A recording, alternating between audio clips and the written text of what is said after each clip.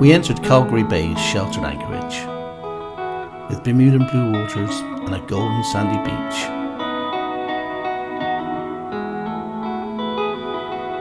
Anchoring 250 metres off the shore, we had an uninterrupted view of the valley, the beach and the surrounding hills, along with the fantastic seascape to the inner Hebrides. The seabed is sandy, so you get quite a good holding in this part of the bay.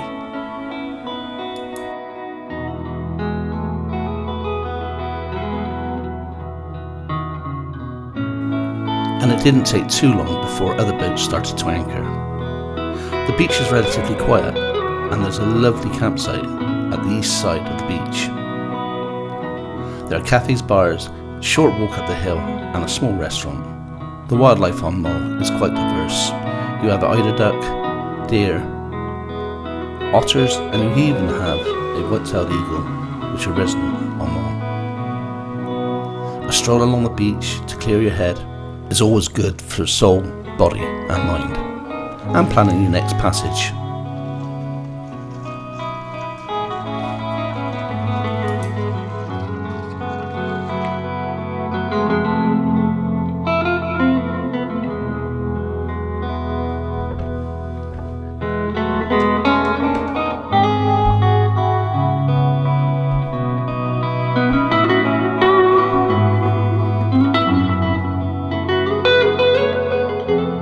We stayed at this anchorage for a week. The sea had been flat calm. It's been a pleasure to be in Calgary Bay.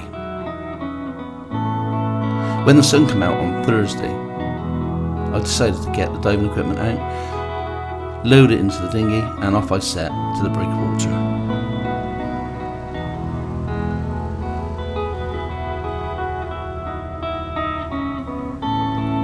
About a mile offshore, I was accompanied by dolphins, so I switched the engine off and just watched them for a good 10 minutes.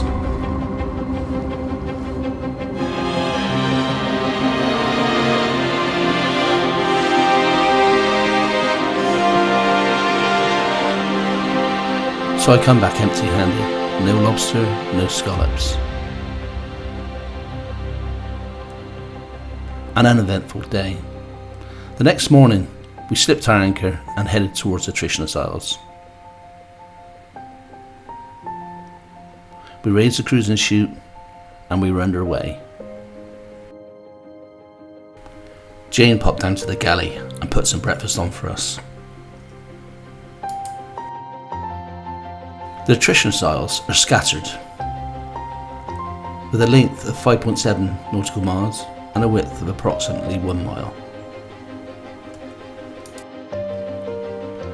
They're a safe haven for all sorts of wildlife, from razorbills, gannets and puffins. A couple of interesting facts about puffins. They live for about 26 years. They're monogamous and they lay 1 egg each season. They feed on sand eels and small fish and can dive up to 200 feet. These dives take 20 to 30 seconds. Their beaks lose their colour during the winter months and only start reappearing in the breeding season. They return back to the same burrows each year. There are 4 types of puffin. These are the Atlantic puffin. There are the tufted puffin, rhinoceros auklet puffin and horned puffins.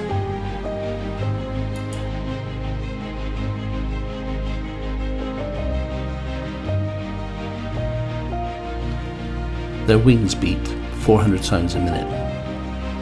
They travel 50 miles offshore to feed. Unlike many other seabirds, they can't soar. What a remarkable little bird.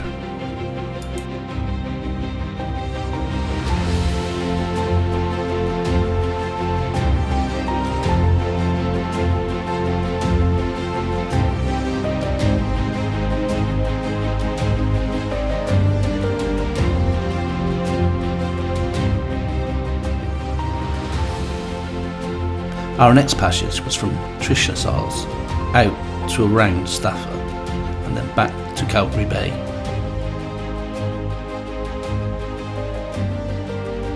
So with very little wind in our sails, we set off for Staffa.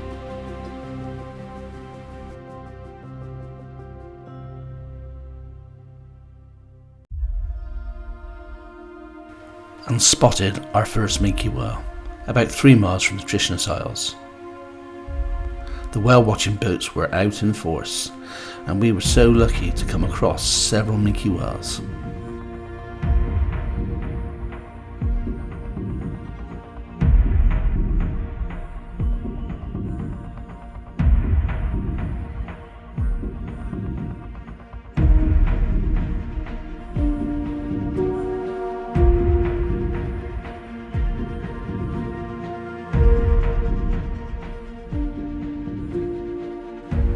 We were planning to anchor at Staffa and have a look at Fingal's Cave, but it was so busy we just circumnavigated Staffa and headed back towards Calgary Bay.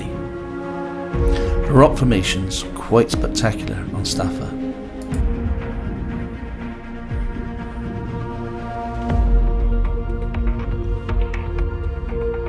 One way to spot whale activity is to keep your eyes open for groups of birds floating on the water. When the birds lift and start to fly, usually the whale is coming up to resurface.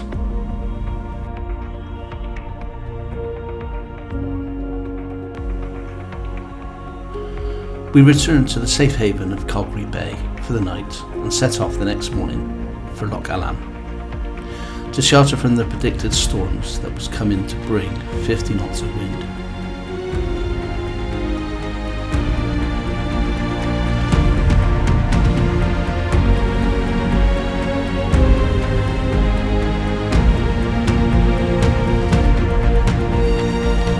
When the storm arrived, it delivered hail, rain and wind of up to 42 knots.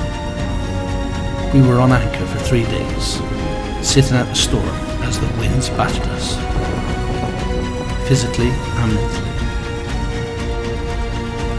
Then on Saturday morning, the sun was shining and there was a light breeze.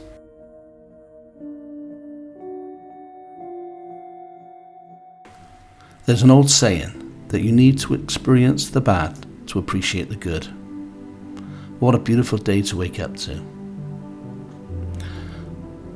We lifted the anchor and headed out into the Sound of Mull and sailed all the way to Tobermory.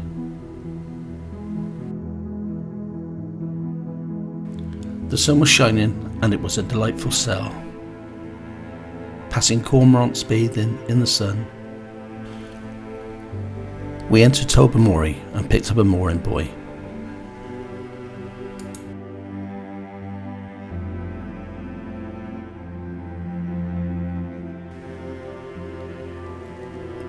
The next morning we were up early to make passage to Drumbuie, which is opposite Tobermory on the other side of the Sound of Mull.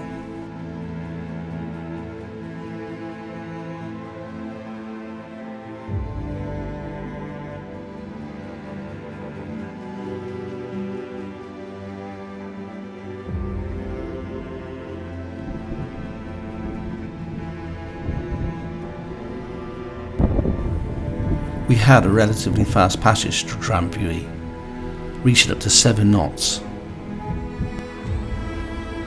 We anchored on the far shore of the loch.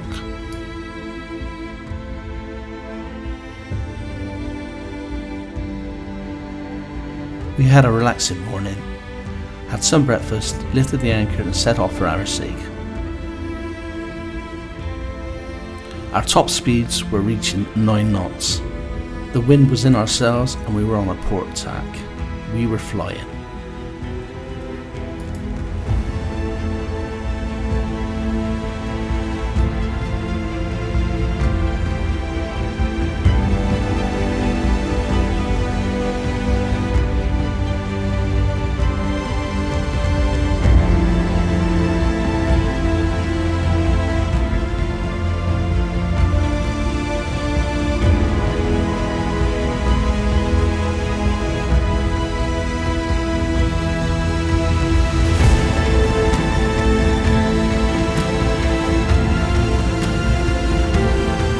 The weather turned bad high seas, high winds and horizontal rain,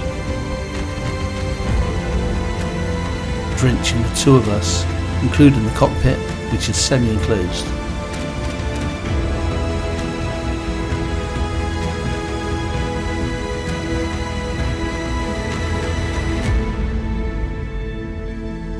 The approach to Arisaig is quite intimidating and requires a lot of navigation through the rocky outcrops. Arisaig provides a safe haven, and we were bathed in sunshine the next day.